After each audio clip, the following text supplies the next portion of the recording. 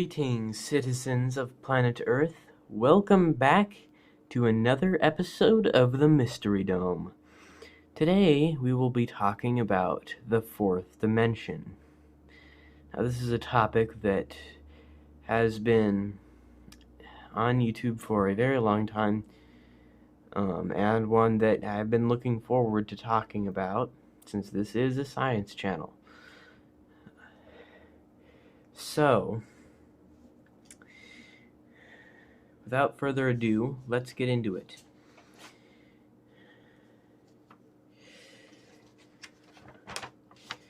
Now, before we can understand the fourth dimension, we have to learn the dimensions that come before it. The first one being dimension 0. Now, dimension 0 is a point. I'm not even sure if you can see that. There's a point somewhere there. But 0 dimensions is simply a static point that will never change, doesn't experience time, no matter, nothing. It simply is a point with nothing in it. And it's simply static, has no freedom to move at all. Now, let's take a second universe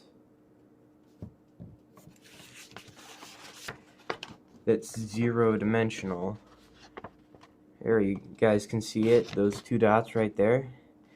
And we can connect them using a line segment. And now we have two directions, left and right, or left and right. It could be either one, but now we have two directions, and now we have length, and that's this is a one-dimensional object right here. Has one direction and one direction only. It can move. A point on this line can move, but it can only move two different directions. It can't move more than that, and it can't not move at all. It's kind of the in-between period. Now, to move on to the more familiar dimensions, let's take two of these line segments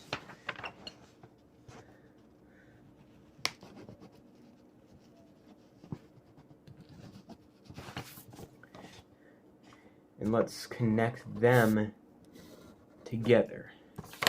Now what do we have? We have a very familiar shape now. We have a square. And a square has four directions now: left, right, up, and down.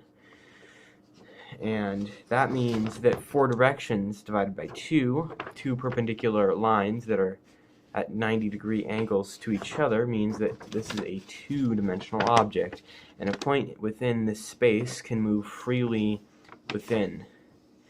Also, this paper, the surface of this paper at least, is two-dimensional, meaning a point on this paper can move anywhere, any of those four directions, and anywhere in between. Although they can't move beyond this one sheet.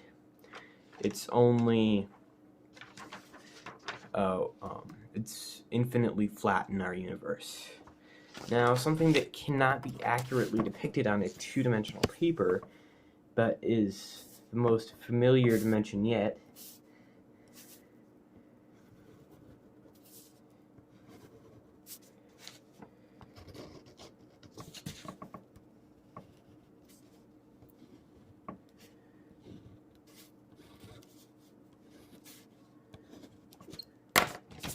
the cube.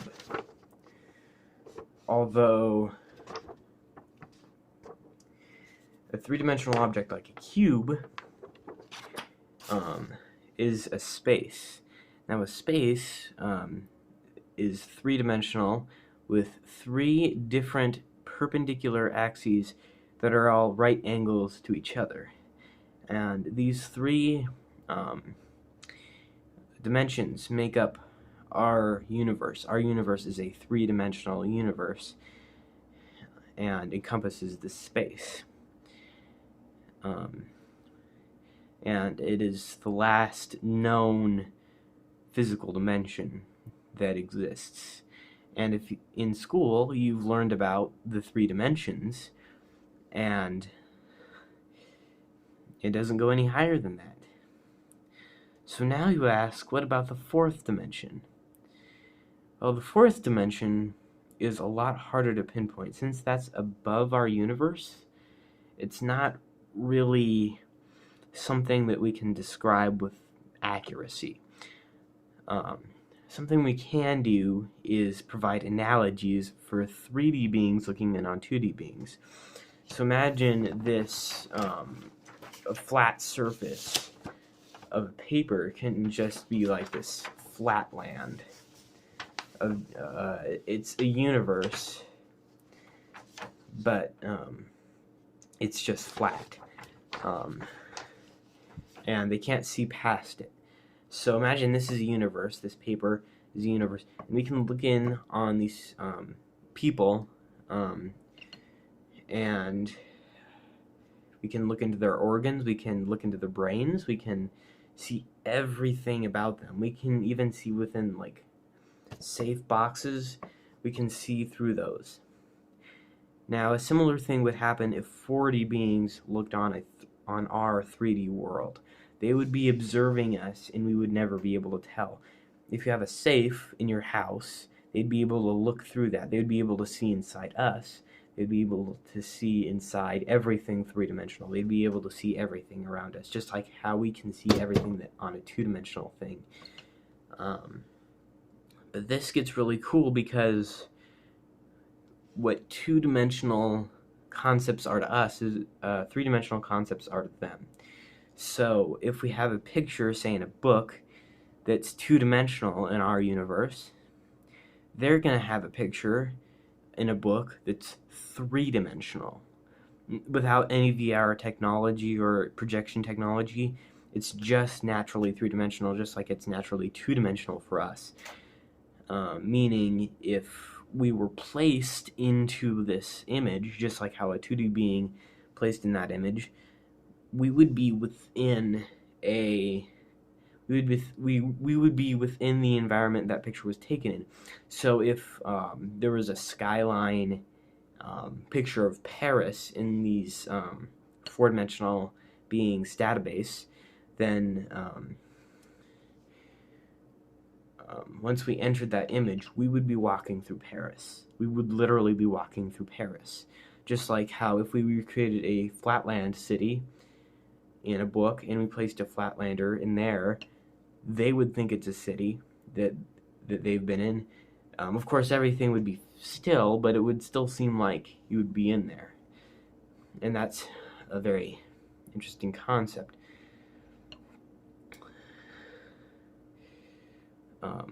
Of course, you might be wondering what a four-dimensional equivalent of a cube would be, because we have a point, we have a line, we have a square, and we have a cube. And beyond this, we have what is called a hypercube or a tesseract. And this tesseract is not like the Tesseract in the Marvel movies. It's a completely different thing. They just happen to share the same name. But a tesseract is a four-dimensional cube, and essentially we can make reasonable assumptions of actually what it would look like. And I'm drawing that up for you right now, but it possibly could look like a shape with this level of dimensional superiority to our own. And it wouldn't look perfectly perpendicular to us, because, well, to be honest, it wouldn't be. Just like if we showed a picture of our cube to a flatlander, you can see that this line right here is diagonal, and it would not look and they would not be able to comprehend that's a 90-degree angle, because that's simply out of their universe.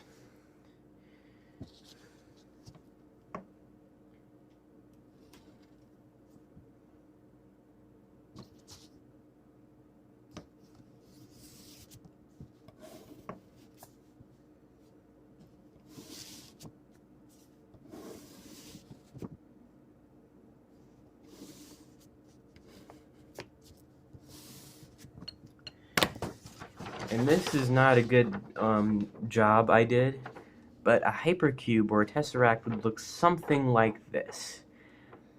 And of course, you'd notice some of the lines are not at 90-degree angles. They are, they just don't appear that way because they're projected onto a surface that's not four-dimensional. If we could actually create a four-dimensional medium, we could reasonably represent that. Or like how we draw a cube, how that is represented very easily. We could theoretically make a 3D representation of a hypercube, and that would actually be the image of a hypercube. That would be what a hypercube would look like. We wouldn't know what it actually was, but we would know what it looks like, at least. But another interesting shape that I want to talk about is the hypersphere. Now, a hypersphere is very different. You can't just connect lines and points like you can with the square cube system. Of course, you start out with a circle. It's two-dimensional, it's flat. Then you expand upon it. You add layers. This is way out of proportion, but if you stack those layers three-dimensional, you'd have a sphere. Now, a similar thing would arise with creating a hypersphere. If you have a large ball, and then two smaller balls, smaller, smaller, smaller, and you stacked them together four-dimensionally, you would create a hypersphere. And say a sphere passes through a two-dimensional space, they would see a circle, get a small circle up here, and then get larger as it reaches the center, and then get smaller again.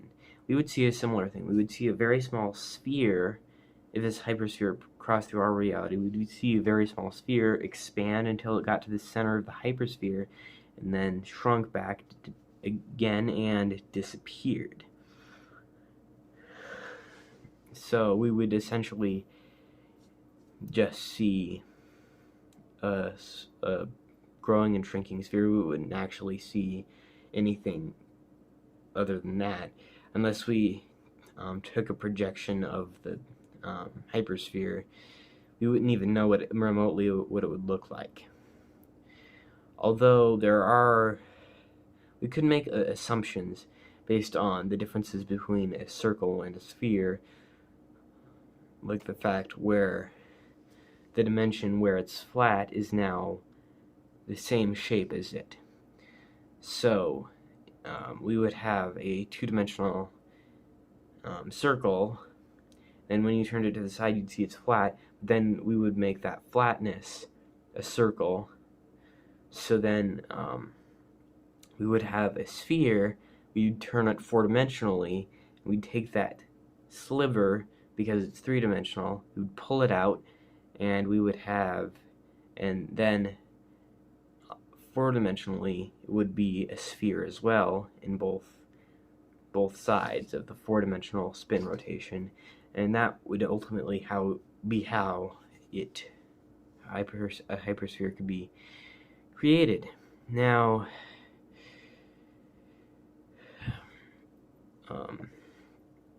there is a final thing I would like to talk about, called a Klein bottle. Of course, before that we have to learn about a thing called a Mobius strip. Now, a Mobius strip is a piece of paper or tape or string or anything that you take and you twist it, half twist, and you create a kind of a belt that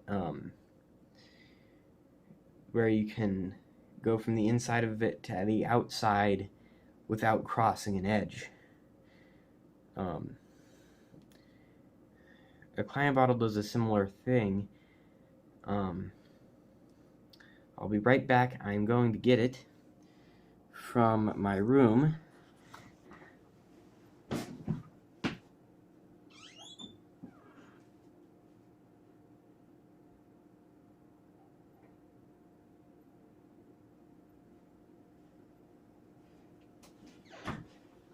So this is what a client bottle looks like, or should look like. It's the four-dimensional equivalent of a Mobius strip. So instead of going inside and outside of a two-dimensional object by using a three-dimensional twist, it lets you go from the inside of a three-dimensional object to the outside with a four-dimensional twist. Of course, since we don't have a fourth dimension, we have to settle for representation of it in the third dimension. Now, right here, the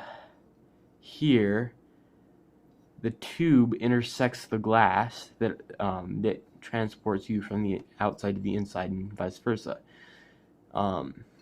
This tube would not be here if this was truly a four-dimensional object. Just like how if we have a barrier in the second dimension,